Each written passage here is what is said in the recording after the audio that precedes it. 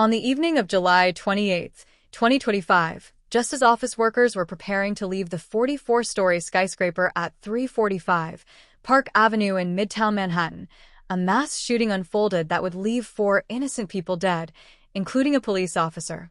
The gunman, identified as 27-year-old Shane Tamura, arrived in a black BMW, exited the vehicle carrying a semi-automatic rifle, and entered the lobby. Within seconds, he opened fire. His first target was NYPD officer Didarul Islam, a 36-year-old father of 2, whose wife is currently 8 months pregnant with their 3rd child. Officer Islam was stationed as part of a corporate security program and was among the first to be shot.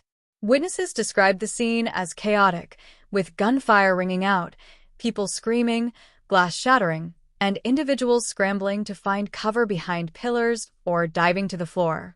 The shooter then moved through the lobby, shooting 2 more individuals, a female bystander and a second security guard, before taking an elevator up to the 33rd floor.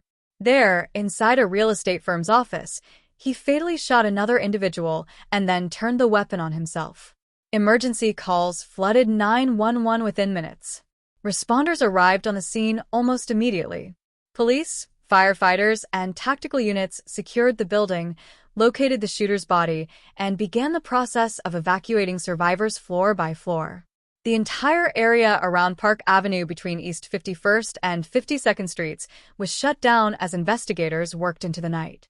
Officer Didarul Islam, originally from Bangladesh, had served in the NYPD for 3.5 years. He was described by colleagues and city officials as a devoted officer and a loving family man.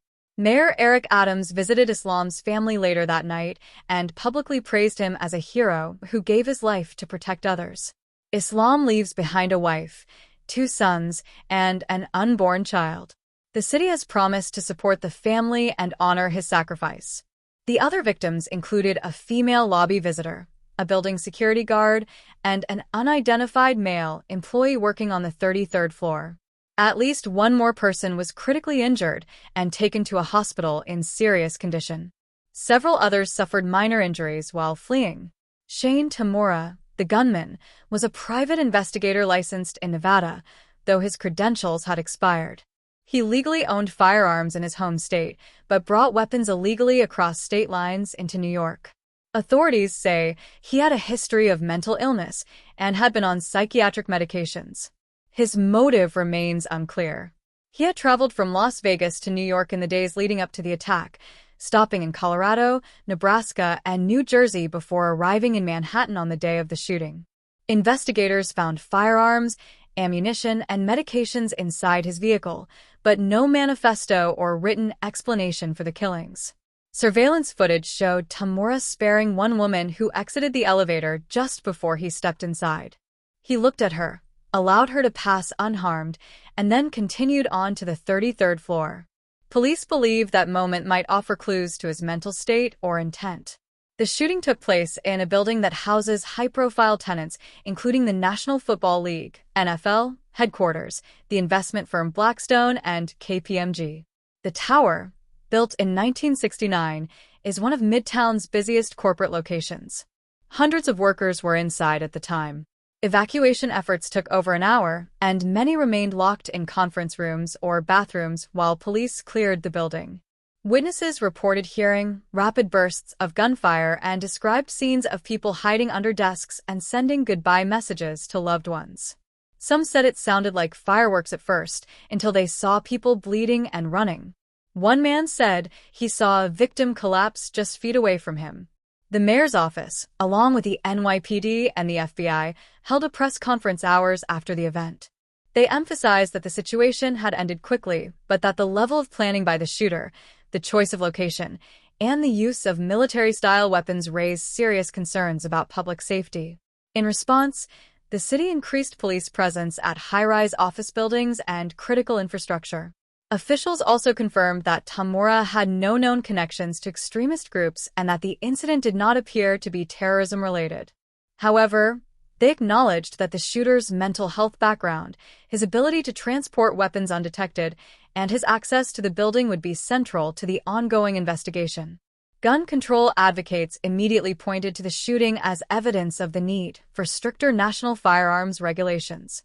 Tamura's ability to buy weapons in Nevada and bring them into New York, a state with some of the strictest gun laws in the country, has reignited debate over federal background checks and red flag laws.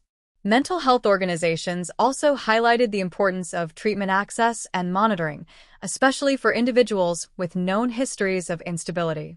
Tamura had reportedly been treated multiple times in the past 5 years, but had fallen out of contact with providers. His online activity showed no major red flags, and he had never been arrested. CNN anchor Aaron Burnett drew attention for speculating on air that the shooter might be white, based on early security footage.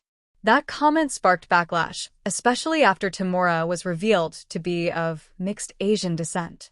Critics argued that rushing to label suspects based on appearance could mislead the public and reinforce stereotypes. The NYPD has pledged to conduct a full internal review of the security protocols in place at 345 Park Avenue. Although Officer Islam was present and armed, the speed of the attack made response difficult. City officials say the presence of an officer likely prevented even more deaths. In the days following the attack, vigils were held across New York. Bangladeshi community centers in Queens and Brooklyn organized prayer services for Officer Islam. Flowers, candles, and handwritten notes were placed outside the building's main entrance. The NYPD has announced plans to name a scholarship fund after him to support young immigrants pursuing careers in law enforcement. For many in the building, life has changed permanently. Some workers reported experiencing symptoms of trauma, including nightmares, anxiety, and a reluctance to return to the office. Mental health teams were deployed to assist employees of all firms based at 345 Park Avenue. Crisis counselors were made available on-site and remotely. The FBI confirmed that they are analyzing Tamura's digital footprint, including his phone, computer, and travel logs. Early indications show he purchased ammunition in Nevada weeks prior and had planned the trip carefully. Still, no threats were issued in advance, and there was no manifesto or social media warning.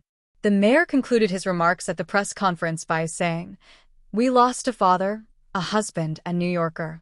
Officer Islam died doing what he loved, protecting the city. We will not forget him, and we will not let fear win."